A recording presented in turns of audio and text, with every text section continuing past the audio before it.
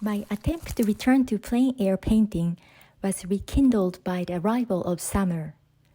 This year, I decided to master plein air by a kind of Darwinian evolution, using repetitive practice and observation, taking advantage of mistakes while learning to avoid the unfavorable ones.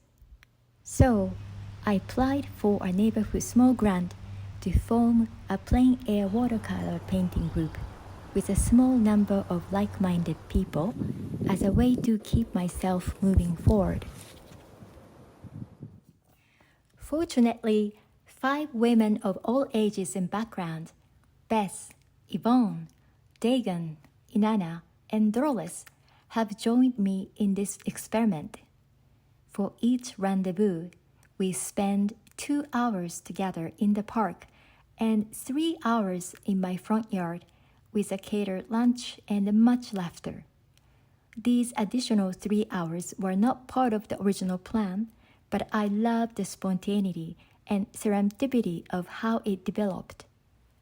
As the saying goes, 3 women and goose make a market. Our weekly meetups were fluid, delicate, dynamic, and fun, like watercolor.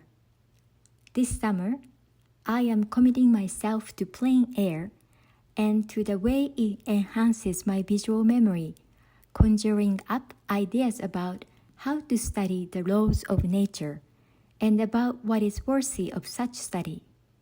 I already feel that my sensory awareness is improving.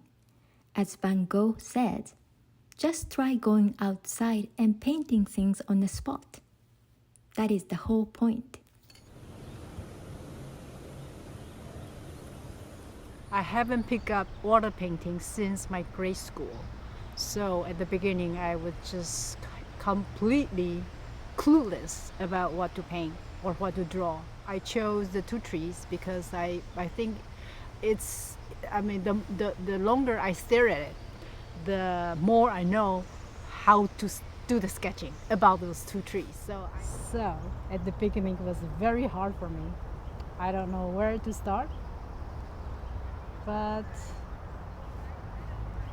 now I like my painting.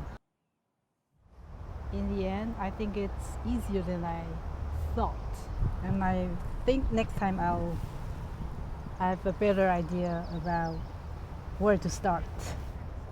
It's just, if I can paint a little bit of it and get the right feeling, then I can finish it off at home. But anyway, you can only do your best. I have to get organized like Keiko with the small, neat, organized things. I have zillions of things, but where to put it all and yeah.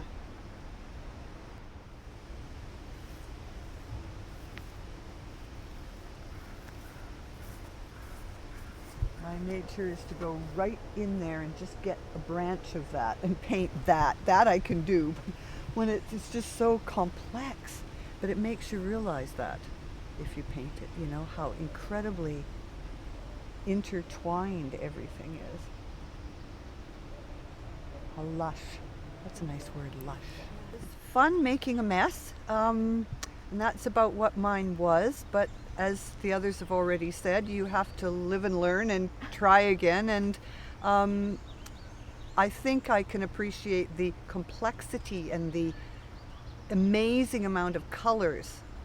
Green doesn't describe it all. There's like about 25 shades of green out there.